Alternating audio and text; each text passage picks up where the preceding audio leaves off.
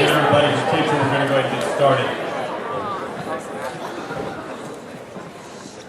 First of all, I'd like to welcome everyone.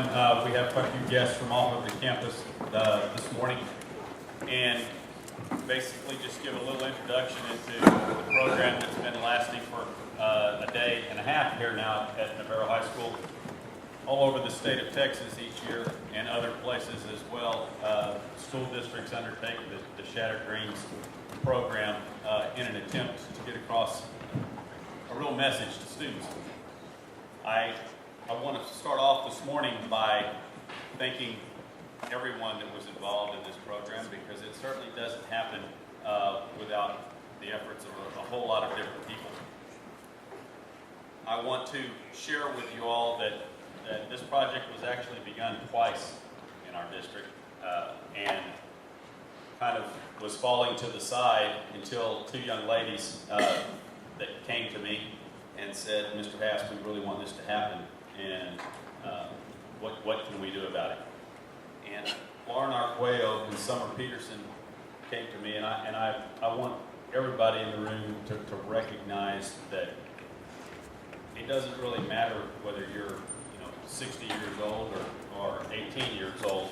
If you decide to get something done, that can happen.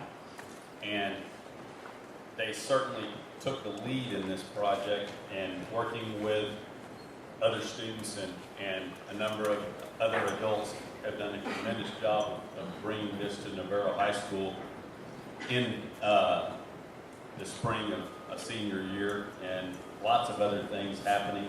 And I can't tell everybody how much I appreciate what they've done, and I hope that the rest of this group does as well, and I'd like to thank them this time.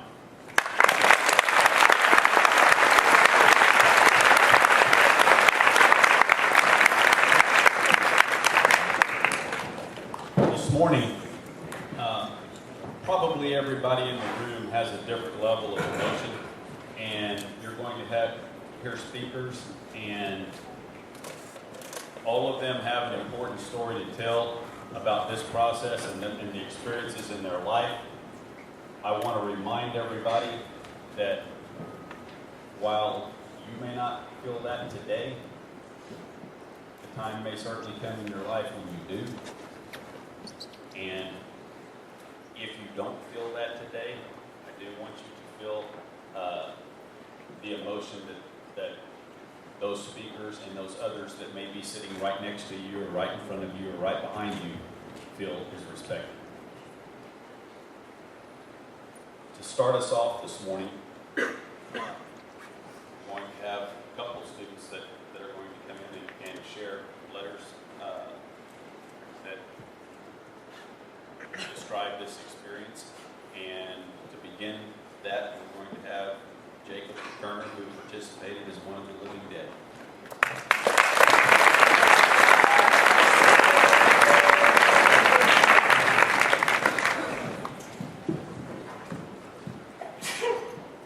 Dearest, darlingest Momsy and Popsicle, my dear parents, I love you. That's a good place to start, I suppose. A good beginning of an end. Because that's the unfortunate truth. If you're reading this letter, it is the end. I have died. First, I want you to know that I have always been the proudest son on earth to have you as my parents. Your care, your support, your comfort, your meeting of my needs, your discipline, which made me who I am, was. For these and so much more, I am eternally grateful. Eternally. We had so many plans for my life, ambitions, aspirations, and a determination to face everything that life could throw at us and come through victorious. I was going to head off to college, and you were going to cry as I set out on my own for the first time, but in your hearts, you would be so, so proud of whatever your son would come to accomplish, whatever dreams he would come to realize. Are you proud of me now? Can you find solace and meaning in the midst of my shattered dreams? If I know you, I think you can. The sadness, the pain, the emptiness of a void, they may linger for a while, but you will find peace and hope in the belief that I'm not truly gone, that I've found my home at last, that someday we will meet again. Perhaps then I was wrong earlier when I called this the beginning of an end. It isn't really an end after all. It's just the first step towards a new and glorious beginning. I love you. That's a good place to start, I suppose. Your continuingly loving son, Jacob.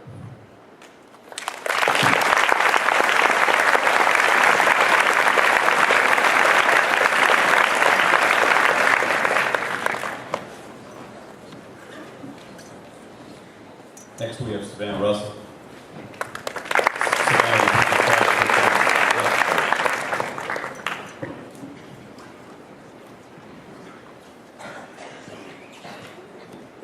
Dear Mom and Dad, first of all, I don't want you to blame yourself for anything except the incredible life I had and the wonderful memories you gave to me that I hope you'll keep in your hearts forever. I know every child is required to say that they have the best parents in the world, but I have truly, unarguably been blessed with the most supportive, intelligent parents. Mom, through all the years of my life, you have been the kind-hearted influence that taught me to genuinely care about everything I'm involved in and every person who is a part of my life. I'm sorry that I ever told you that you were stuck in my childhood. Now I know that you just wanted to remember the carefree, genuine moments that made my childhood what anyone would consider perfect. I'm sorry we argued. You never deserved one negative word against you. You were the most incredible woman, and that is a fact no one can dispute. Dad, I wish words could describe the foundation you laid for me as a person. I've always admired how you seem to know something about everything, and the things you didn't know, you would admit it and find someone who does. Your intimidating looks were actually a blessing because they showed me which people were worthy enough to trust and love. If I had become half the person you are, who is as passionate, protective, and had as close a relationship with God as you, I would have been proud of myself. You have a true compassion for helping people, and you inspired me to follow in your steps. I truly admire how many friends you have and how many lives you have touched. Thank you for sharing so much of your love, wisdom, pride, stubbornness, leadership, and joy with me. You and Mom can take full credit for anything and everything I accomplished, because without your influence to make the right decisions, my life could have ended long before this.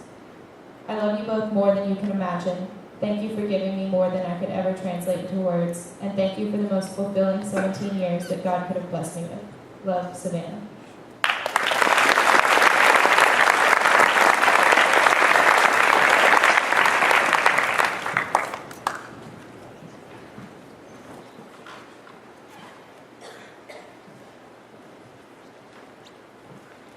Next speaker is Constable Harless.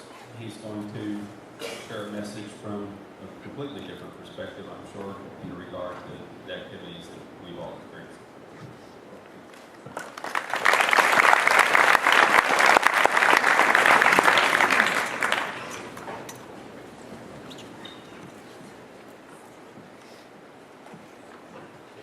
Good morning.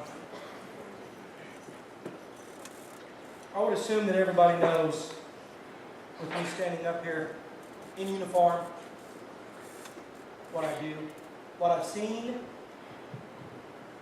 and the repercussions that you would face on a decision that you would make during a time where your life can be affected. You know, as I thought about it last night, I printed out the law, and I think most of us understand that there are repercussions for the decisions that we make. As a law enforcement officer, my job is to enforce those decisions. And I could stand up here and read you the law with respect to intoxication, manslaughter, intoxication, assault, DWI, but we all understand that that's illegal. And that if you make that decision and you affect yourself or somebody else, that you face the consequences. What I would hope that you would understand is that all the teachers, the counselor, the principals, and the staff at this school have spent your 14, 15, 16, whatever, however many years you've been here, 12, 10, 9, whatever, in trying to educate you and get you to this point where you understand that the decisions that you make will affect the rest of your life. As a parent, first, your parents can only give you the guidance to make those decisions. They can't make them for you. They have to, in their heart, believe that you will make that decision and follow that path that will lead you to success.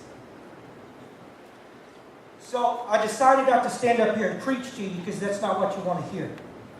But what I'm going to tell you is I'm going to share a little story with you about me and my life. The summer between my 6th grade and 7th grade year, I lost my dad. My 2 sisters and I and my mom were there alone. Let that sink in, because that is a family member. Okay. We struggled. My mom stepped up to the plate, and we made it. Why did we make it? It was because we made good decisions. We used this here. We weren't affected by peer pressure, friends, and such. Now, my youngest sister, who was 6 at the time that my dad passed away, is now the new principal at Steele High School. My other sister, who you may know as Jody Koenig, who was the nurse here for several years, is now a nurse practitioner for a pediatric group in San Antonio. I now do what I do because of the decisions that I made and the guidance that I received from the educators and my mom in my life. What I've seen in the past at certain rec scenes haunts me to this day. Every one of them that I've seen. The children, the grieving parents, the innocent victims, all remaining here. And I can tell you that it is very, very, very important that you make that decision correctly so that you don't affect yourself, your parents, the educators, your family, your friends, and the innocent victims because of the decisions that you make. I consider myself a good person, but I have a job to do, just like every other law enforcement officer has a job to do. And we do those things without regret. Why? Because we save lives. And we rely on you, the future leaders of this country, to make those decisions and help us with that. Because without you, this country won't be where it's at today. So when you go home tonight, hug your parents. Listen to what they say. Thank a teacher. Listen to what they say. Because there are repercussions if you make bad decisions. Each and every one of us, as an adult and as a parent, care about you. It may not seem like that, but we do. Thank you.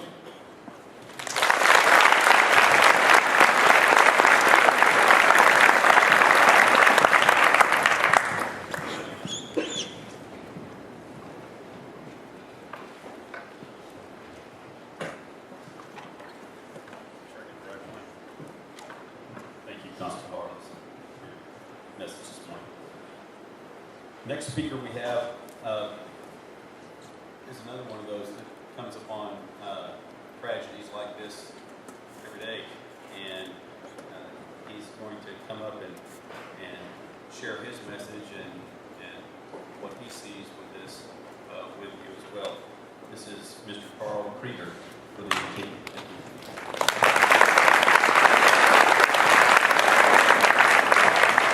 Good morning. Everybody hear me okay? Yes?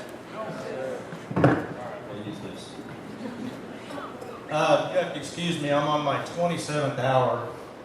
Went into work yesterday morning at 6 a.m., so I'm kind of sliding down to the home plate. I'm going to have a short message for you this morning. Going to share a personal story. But you're going to hear me say lives are changed forever. You're going to hear me say that several times, because that's what happens when we make decisions, right? And when those decisions are wrong, lives get changed forever in a bad way. Okay? So my message is this. I've been a paramedic for many years. I have witnessed lots of collisions, and the reason I call them collisions, they're not accidents. When we get behind the wheel and drive drunk, it's not an accident. We change people's lives forever in a bad way. I've heard the screams of people that are injured and dying. And then I've had to witness the parents and the loved ones come up and listen to their screams as well. You never forget it. As Constable Harless said, it stays with you forever. There's not a road that I don't go down that I don't remember one of those wrecks, because it affects us deeply. Lives are changed forever. But my first experience with this was not as a paramedic, but it happened when I was around your age, years ago. And there may be a couple of parents in here that will relate to this story, because they will have lived it also. I was a senior a couple of months before graduation. Halls were filled with excitement. What are we doing? We're planning our senior parties. Everybody's excited. We're going to be an adult soon. We're going to move into that next stage. Friday night, March 31st, 5 of my classmates were on their way home from a party. It was a school club party. They had not been drinking. They were hit head on by a drunk driver that night. 3 of them were killed instantly. 2 others were badly injured. It changed their lives forever. That weekend, we got in our groups, trying to figure out why. Why did this happen? These were 3 of our class leaders. Why did it happen to them? What has happened? We went and looked at the car, covered in their blood. And once again, we said, why did this happen? On Monday in the halls, that excitement was gone. The rest of the year, there was just a lull. So the excitement of being a senior was gone, just that quick. So my message is, once again, when you make those decisions, your life is going to be changed forever. So please, buckle up, wear your seatbelt, and make the right decision. Do not get behind the wheel and drive, and take care of your friends. If they decide that they're gonna drink and drive, take the keys from them. Okay? They'll thank you later for it. All right? That is reality. Okay? Thank you very much.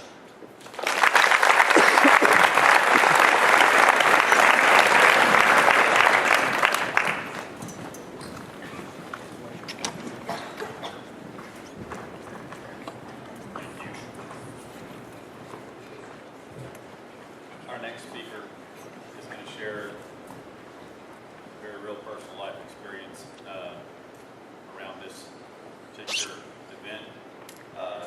Pastor James Parker.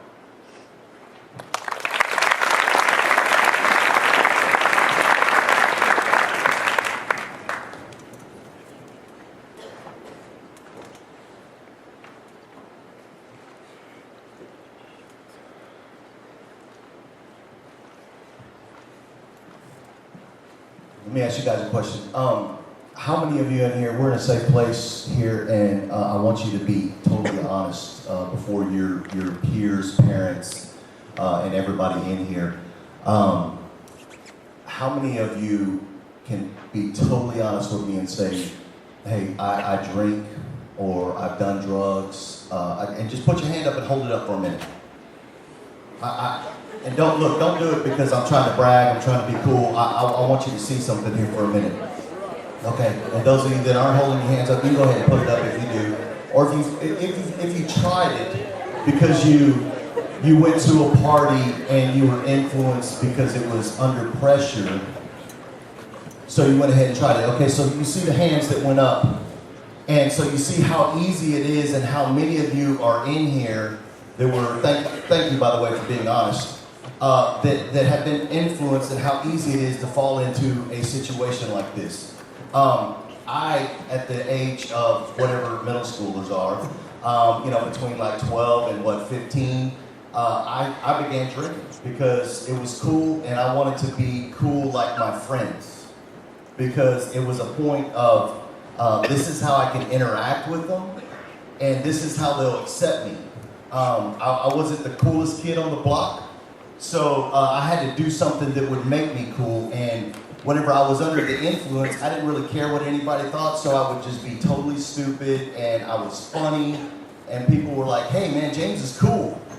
And so it was a great opportunity for me that I thought to get drunk, get wasted, get high on drugs, because then people accepted me. And really they weren't accepting me, they were accepting the person that I was under the influence. That wasn't the real me. The real me was a person that was insecure, that was shy, that kind of kept to himself because I wasn't too sure about myself. And you see, you have to understand that as you're growing up, guys, because each and every one of you haven't arrived yet. There's a lot more years, okay? I'm almost 40 now. I'm lucky to be here. But you have a lot more years to go, and you have a dream that you all have.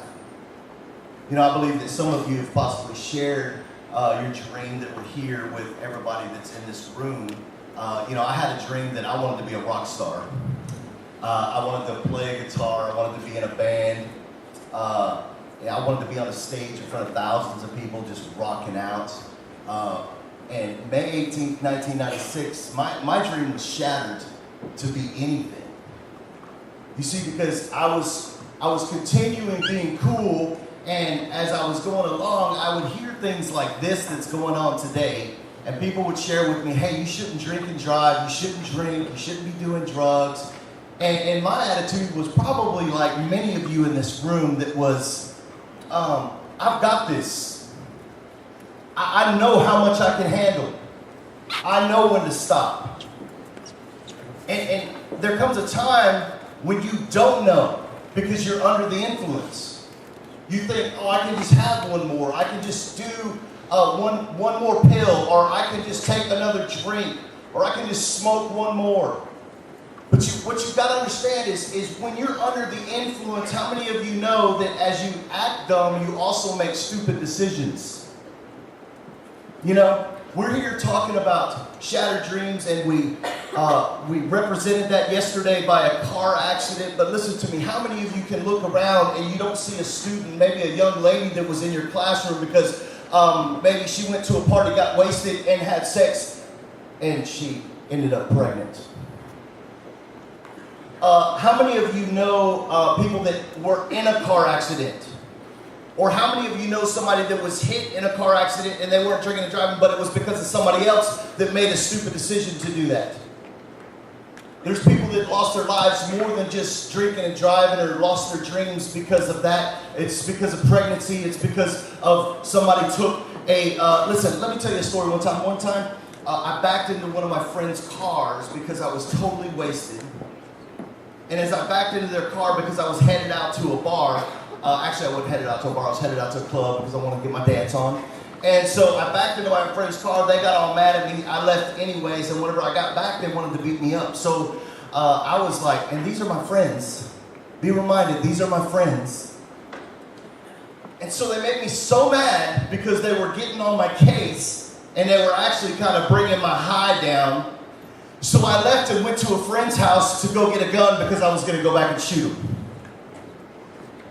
You see, stupid decisions because of the influence that I was under. Not only shattering my dreams, but somebody else. You see, every one of these people here that are in the middle of the floor are representing what happened yesterday. And there's living dead that were in here. You saw people that were popping out of classrooms all day yesterday. And this is where they wind up. I look back, and there are a lot of friends that I had throughout my high school years that are right here because of the decisions that they made. Right here, I will never see them again. I will never get the opportunity to tell them, hey man, I miss you, because of the decisions that they made or somebody else made for them. You see, it's reality, folks. When you're out there and you're having fun, it's not reality. It's all about the fun. It's all about the experience. It's all about the, oh man, what's going to happen next? Where's the next party? Where's the next batch of fun? What am I going to do next? What's going to be my next drink? So the night of May 18th, 1996, I'm about 20 years old. And I'm at a party and I'm drinking trash can punch and it's getting on and I'm just getting totally wasted. And I decide that I'm going to go drive to San Antonio because I'm going to go get my dance on because it's time to go to the club because that's just what we do. And I'm going and I only have the report of the person that was driving next to me because he was so concerned because I would slow down to about 40 miles an hour and then I'd speed up to 80 or 90 and then I'd slow back down. And he said I was weaving in and out. And he said he was scared for me so he was going to follow because he didn't know what was going on. And it was at one point that I sped up as fast as I could go and I clipped the wall and I shot in between the other ones on the way to San Antonio. You know the concrete walls whenever they're doing construction? I hit this and I was fortunate enough not to take anybody else's life. I was fortunate enough that nobody was with me and nobody else was involved. I didn't shatter anybody else's dream. Actually, I did because I shattered my parents' dream for me. And I hit this wall and I go through and I hit the concrete wall head on. And I have to have brain surgery. I have to have surgery on the inside here because I'm bleeding internally and they have to remove intestines. They have to go in and remove a 2-inch blood clot. And listen, I died 3 different times, sometime in the helicopter, sometimes on the table. And they tell my parents, look, your son's not going to live. And then after they pull me through far enough, they say, you know what? Your son's going to live, but he'll never walk or talk again. He'll just sit there. You're going to have your son, but he'll never walk or talk again. Now, can you imagine what your parents are feeling? Can you imagine what these students' parents were feeling as they didn't have their student at home last night? Can you imagine what it is to get a call like my parents did and say, hey, your son's been in a serious car accident and he is in San Antonio at a hospital and you need to get here because he's not going to make it? I want you to let that sink in and let it be reality for a minute. I want you to see what I put my parents through and the way that they felt on the way to that. Just prior to that, probably maybe 6-8 months, I come home and I'm drunk and my parents find out and we get into this big fight and I want to leave, right? I'm like leaving the house and they're like, no, James, you can't leave because you're drunk. And these are the actions that you take, the stupidity that goes on, the way that you treat my parents. My parents thought that I hated them. Really thought that I hated them because of the way that I treated them. So my dad goes out there and he said, James, you can't leave. You're drunk. Something's going to happen. You're going to get in a car accident. And he's standing in front of the car and I said, look, if you don't get out of the way, I'm going to run you over. He wouldn't move out of the way. So what do? I'm smart enough to slam it in first and peel out. And if my dad hadn't dived out of the way, I'd have ran him over. Now, what a great story, right? What a great story! What a great story for me to have been able to tell. For me to be able to tell my grandkids. I don't tell them that because I'm proud. I tell them that because I don't want them to make the same dumb mistakes that I made. And listen to me, I share this with you because I don't want you to make any mistake that I ever made. And look, just like every other teacher and every other person that wanted to put this event onto you, their dream for you is for you to succeed and succeed higher than they ever could, because that's what every parent's dream is for you, is that you would succeed better than they are. I want better for my kids than I ever had. But you know what the sad story is that after I see this miracle take place, and I was standing in front of the mirror one night, and I was looking at myself, and I had my teeth knocked out. I had to have plastic surgery on my chin because it got ripped open, and half of my head was shaved because they had to work on this side over here. I got a huge dent on the side of my head for the rest of my life. And, I can make fun of it and all that, but you know what? I have to live with it each and every day. I have to live with cutting the corner short because I lost my peripheral eyesight over here on the side. I can't see over here at all, so it's like these people aren't even here, but they are. So, but you see what I'm saying is I have to live with that every day of my life. I have to live with the consequences every day of my life. My parents are rushing to the hospital to see me, and they get pulled over by officers, and the officers say, look, you don't need to risk your life. Look, slow down, and I hope your son makes it.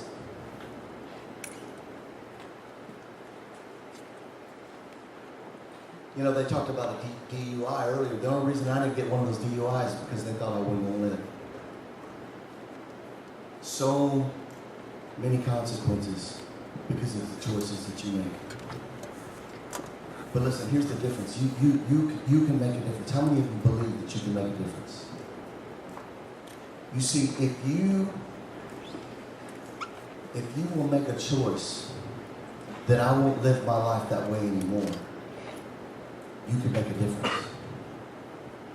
You see, after my accident, after I was able to walk and talk again, after I got off the medications, because they had to put me on medications to make sure I didn't have seizures because I had brain surgery. After I got off all that medication, guess what I did? You would think that would have really struck some fear in me, right? But I wanted to be cool again. So I went right back to the drinking and drugs. I went right back to it. Went right back to drinking and driving, knowing exactly what could happen. All because I thought that's what made me somebody. And it wasn't until a point in my life when a friend shared with me and I totally realized what I was doing, and I got down and I said, you know what? I said, God, I totally realize that you're the one that gave me a second chance. And here I am, throwing it away again. Here I am, living the same life that you saved me from. You didn't have to save me. God, I don't want to live that life anymore. I want to make a difference in people's lives. God, I want to live for you. People tell me, oh man, your wreck changed you. I promise you, my wreck is not what changed me. What changed me is the grace of God. I got down on my knees and I said, God, I am so sorry for throwing away the second chance. And God, if you'll forgive me, I'll live my life for you. I will share your love with everybody that I come across. And God, I'll live for you every day of my life from this day forward. And that's what I'm here to do. And that's what I'm here to share with you. And I want to tell you this. You can make the very same choice. You can make a difference. Because when those parties happen and when those invitations go out and those texts go out and say, hey man, big party this weekend, and you say, no man, no more. I'm not willing to put my life at risk,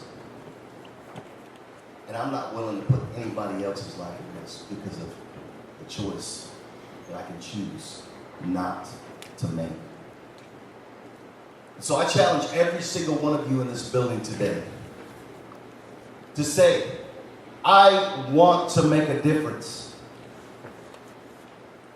You can shut those parties down because of the choice that you make. Whenever they send out those invites and nobody shows up to their party, guess what? They're not going to be having that many more parties. You can make the difference. And so I invite you and I ask you, how many of you will say, I don't ever want to see anything like this again, and I'm going to be one that makes a difference? Because listen, it's your generation that can start the change. It's your generation that can stand up and make a difference in this place. So how many of you say today, I'll stand up and I'll make a difference? If that's you, I just want you to stand up in your seat and say, you know what? I choose not to drink. I choose not to do drugs. I choose not to go to those parties. I choose to go away from those. I want to be a positive influence. So I'm going to ask you, just stand up right now if that's you.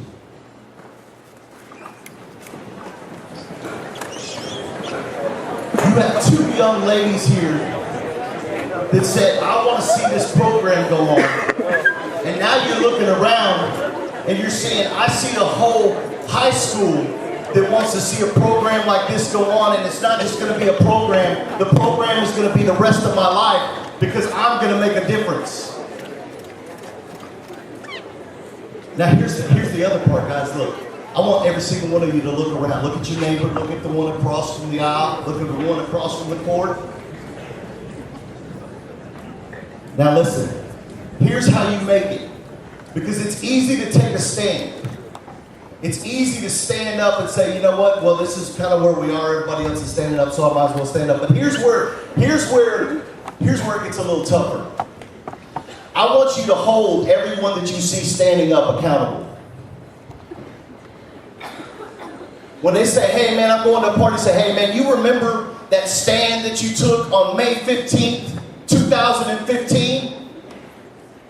We took a stand to make a difference for the people that are underneath us, the people that are coming behind us. We chose to make a stand.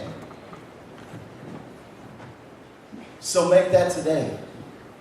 Make that today. This is the day that I choose to make a difference. And everyone that's standing around you say, you know what? I'm going to help you. I've got my eye on you and I'm going to help you. I got your back. I don't want to see anybody else fall because look, I'm serious, guys. When I look around and I see these here that this is representing all the people that I'm not friends with anymore. And it's not because of a bad relationship. It's because I can't be friends with them because they're right here. So I thank you for your time today. And I just ask that you would stand behind that stand that you make today and the promise that you're making in here to say, I will hold you accountable because I see you. And we chose to make a difference for the rest of the people that come behind us. Thank you so much.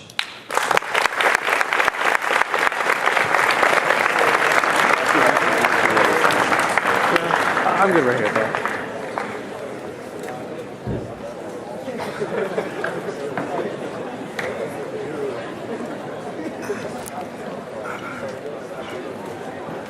Before I turn it over to Martin Summer for some final comments, today during both of the lunches, we're going to be running video from all of the activities over the last 2 days in the cafeteria. The lights will be off in the cafeteria, the screen will be down, and that doesn't mean there can't be talking or anything like that, but it will be there, and so give everybody the opportunity to see what they want to, and if people move around a little bit, let's recognize that today's just a little bit different. So with that said, if you ladies would like to come up.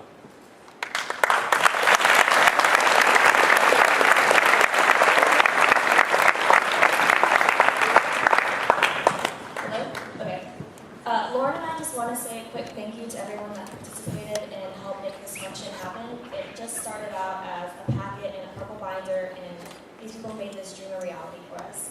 For the Geronimo Fire Department, all the city EMTs, the GRMC, the police department, as well as the church, and any other parents that participated, their time, money, services, They were all very patient with us and helped us through to the very end, and it turned out a lot better than we thought it would.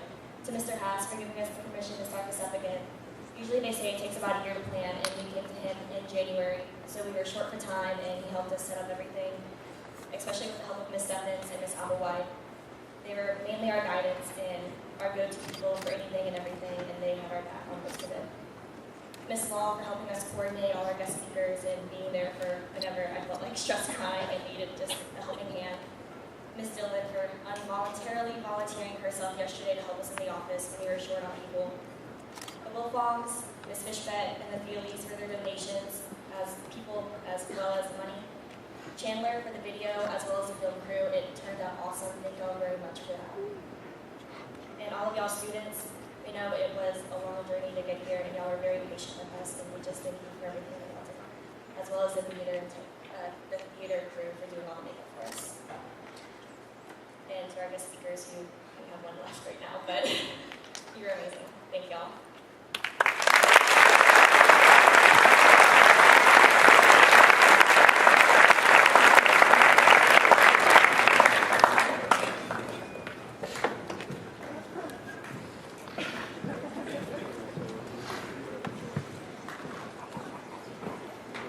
Mike's dying. Okay, it made it just far enough. At this time, we're going to go back to second period. Let's this side hang on for a minute because we want to take everybody through the athletic hallway so you can kind of stay dry. This side of the bleachers, we encourage you guys hang on.